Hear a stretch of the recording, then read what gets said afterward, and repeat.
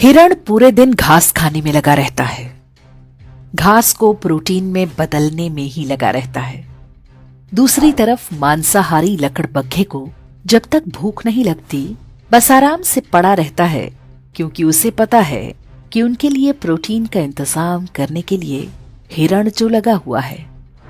जब तक हिरण हैं, जंगल में खूंखार जानवर चैन से सोते हैं, पर हिरण जब कम होने लगते हैं तो ये भूखे खूंखार पशु नए जंगलों की तलाश करते हैं। हमारे पूर्वजों ने भी बड़ी मेहनत से सोना, चांदी, रत्न, ज्ञान, विज्ञान इकट्ठा किया था। क्या हुआ? बाहर से कुछ लकड़बग्घे आए और सब कुछ सफाचट कर गए।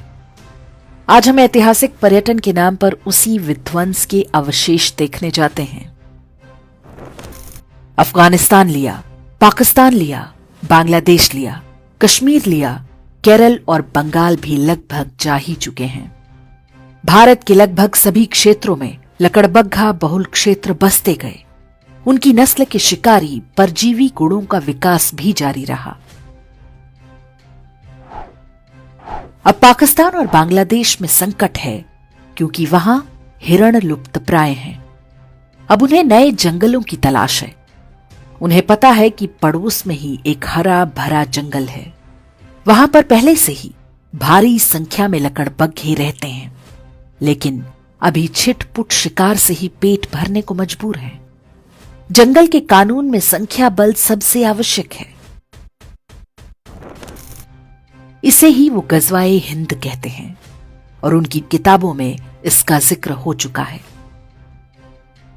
हर शांतिप्रिय लकड़बग्घे के मन में वो ऐसे बैठा हुआ है जैसे हिरणों के मन में संविधान और राष्ट्रगान।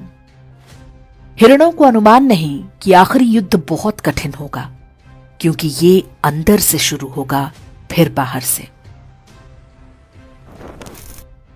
जितनी तेजी से पाकिस्तान और बांग्लादेश से हिरण कम हो रहे हैं, ये युद्ध उतना ही निकट आता जा रहा है।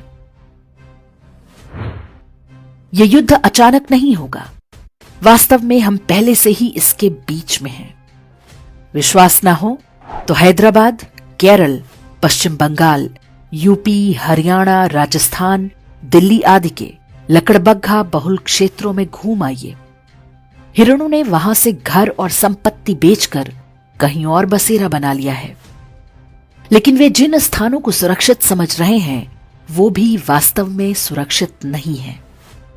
सिर उठाकर देखें तो उनके ही आसपास कोई लकड़बग्घा फलों और नारियल पानी का ठेला लगाए खड़ा है। कोई लकड़बग्घा प्लम्बर, कारपेंटर या मैकेनिक बनकर हिरणों पर नजर बनाए हुए है। हर कोने पर लकड़बग्घों की मांद भी बन रही हैं। आंखें और कान खोलेंगे तो सब कुछ दिखेगा। आप खूब संपत्ति बनाएं, अपने बच्चों को अच्छी से अच्छी शिक्षा दें ताकि वे अच्छी नौकरी या व्यापार कर सकें। लेकिन ध्यान रखना होगा कि आप भी हिरण तो नहीं बनते जा रहे। जिसकी संख्या होगी वही ये युद्ध जीतेगा।